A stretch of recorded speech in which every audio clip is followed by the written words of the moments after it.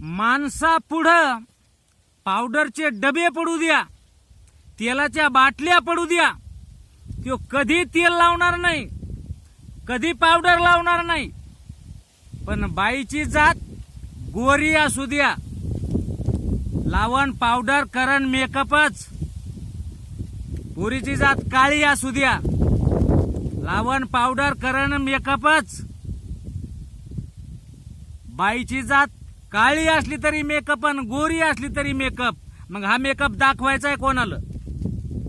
एखादा भल्या माणसानं जर प्रपोज केला तर लगेच त्याच्यावर भांडायसाठी उठतात. मग दाखवायचंय कोणाला?